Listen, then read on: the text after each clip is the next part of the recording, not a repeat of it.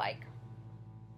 Your two different colors diagonal from each other and creating radial symmetry by putting that shape that you started in the corner. And I want you to make two squares, doesn't matter how big, but about this big. And just with a pencil, just experiment with creating different patterns, different shapes, whatever you want to do. Practice, experiment. And then I want you to pick one that you like the best. I think I'm going to go with a version of that one. And then I am going to take a pen and we are going to make those marks in this foam board. Yours will be a little different color, I think.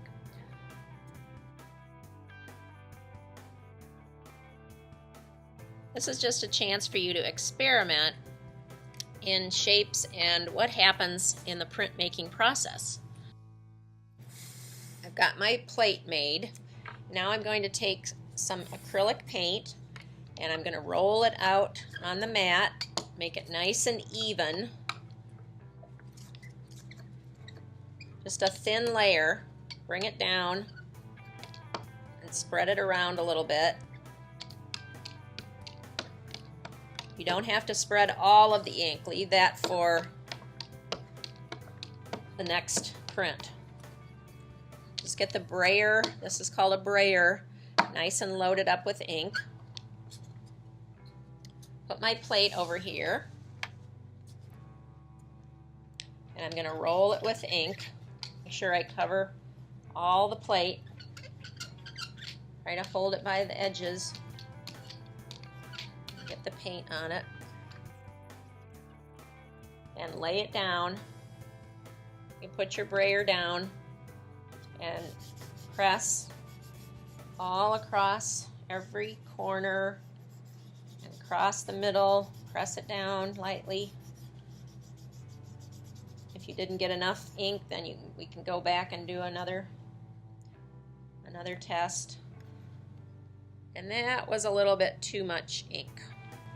Okay, I realized that my prints were coming out too dark because I didn't press down far enough. This one was a little bit better, but now I'm going to go back in and I'm going to go over my lines again, and I'm really going to dig down a little further and make them deeper so they're like deep trenches and a little bit wider when you look at them from the top.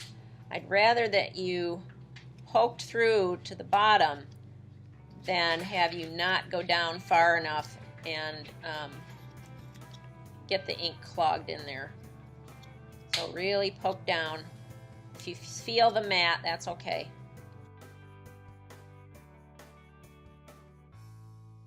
So I've gone over all of my original lines, much deeper, much darker, or much thicker down into the foam, and I'm going to ink it up again.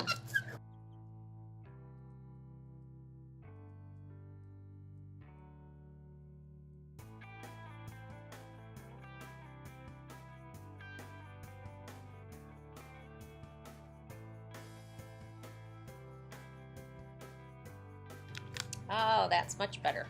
All right, so there's one successful print. You're going to get 6 tries, 6 different little squares, and you can pick the best 4 squares for the final mounting.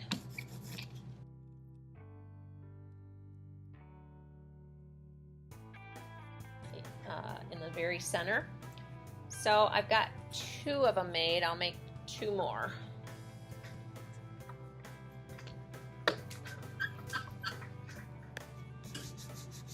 It's okay if you get ink on the back while you're rubbing because nobody will ever see that when it's glued down. So here's my last one. Oops. I pressed it a little too long and it got a little dry, but that's okay.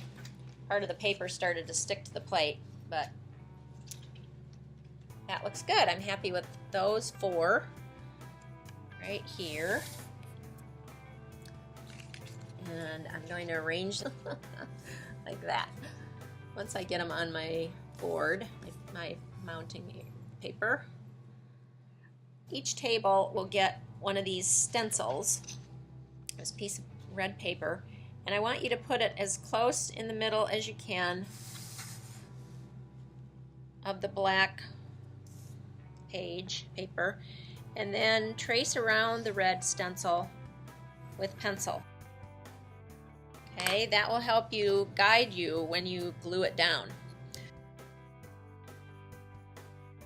Put glue stick all over on the inside of that square. Get it nice and thick. And then, okay, let's start with this one, and I want that kind of sun shape in the middle. So I'm going to line up the edges with my pencil line. Then the orange one.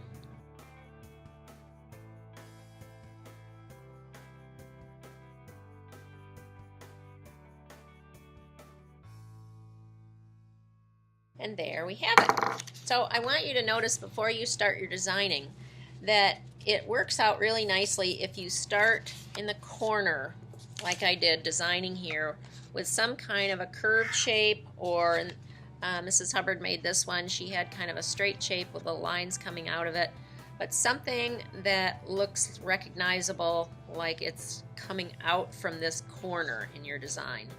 So it doesn't matter like what's going on back here, but if you can create something like a little cross and these look like little crown points, or like my little suns, then it gives that nice radial symmetry look.